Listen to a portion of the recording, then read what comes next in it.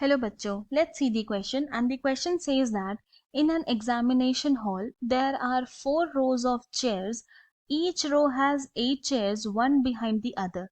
There are 2 classes sitting for the examination with 16 students in each class. It is desired that each row all the students belong to the same class and no 2 adjacent rows are allotted to the same class. Now we have to find in how many ways can these 32 students be seated. So now सबसे पहले हम हमारा यहाँ पे की concept लिख लेंगे जो यहाँ पे यूज होने वाला है, और जो कॉन्सेप्ट यहाँ पे यूज होगा वो है परम्यूटेशन का। परम्यूटेशन, और ये परम्यूटेशन क्या है? तो it is a technique, it is a technique it is a technique to find number of different arrangements,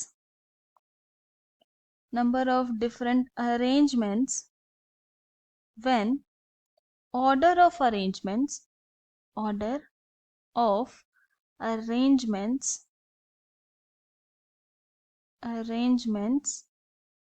matters.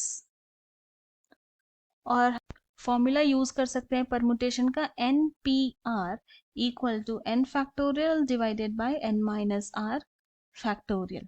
तो नाउ लेट अस अज्यूम कि ये रो 1 है, ये रो 2 है, ये रो 3 है और ये रो 4 है, और हमें ये गिवन है कि हर रो में सेम क्लास का बच्चा ही बैठेगा और एक रो में 8 स्टूडेंट्स बैठ सकते हैं। और एक और कंडीशन गिवन है कि अगर R1 में सपोज करते हैं क्लास 1 है तो R2 में क्लास 1 नहीं होना चाहिए, फिर R3 में क्लास 1 होना चाहिए, मतलब कि 2 क्लास अगल बगल नहीं बैठना चाहिए। तो यानी कि number of ways two classes can be arranged is equal to हो जाएगा 2p2। क्यों 2p2? क्योंकि 2 क्लासेस है और हमारे पास सिर्फ 2 पोजीशंस ही हैं, या तो R1 R3 या R2 R4। तो ये हो जाएगा equal to 2 factorial divided by 2 minus 2 factorial. So this is equal to 2 factorial divided by 0 factorial. 0 factorial 1 होता है, तो ये हो गया 2 फैक्टोरियल डिवाइडेड बाई 1।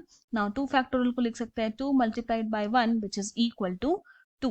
तो इसका ये मतलब हो गया कि हम लोग सिर्फ 2 वे से ही 2 क्लासेस को अरेंज कर सकते हैं। नाउ हमें ये क्या गिवन है कि number of students in each class is equal to क्या है? 16। यानी कि फर्स्ट क्लास में भी 16 स्टूडेंट है और सेकंड क्लास में भी 16 स्टूडेंट है। तो सबसे पहले हम लोग फाइंड आउट करेंगे फॉर क्लास 1। यहाँ पे हम लोग ये फाइंड आउट करेंगे कि जो 16 स्टूडेंट है वो कितने वेज से बैठ सकते हैं। तो number of ways 16 students can be arranged so this is equal to क्या हो जाएगा 16p16। क्यों 16p16? क्योंकि 16 स्टूडेंट है और 16 सीट्स भी अवेलेबल है फॉर क्लास 1। तो दिस इज इक्वल टू हो जाएगा 16 factorial divided by 16 minus 16 factorial. So this is equal to 16 factorial divided by 0 factorial. 0 factorial 1 होता है, तो यहाँ पर आ गया 16 फैक्टोरियल। यानी कि हम लोग बोल सकते हैं कि 16 फैक्टोरियल वे से 16 स्टूडेंट्स बैठ सकते हैं क्लास 1 के लिए। ना जो दूसरा क्लास है, सो अब निकालेंगे for class 2।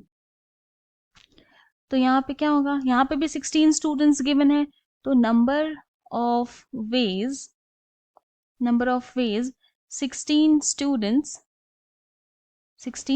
students can be arranged can be arranged is equal to क्या आ गया, ये भी 16p16, क्योंकि क्लास 2 के लिए भी 16 स्टूडेंट्स हैं और 16 स्टूडेंट्स के लिए 16 पोजीशंस भी अवेलेबल है।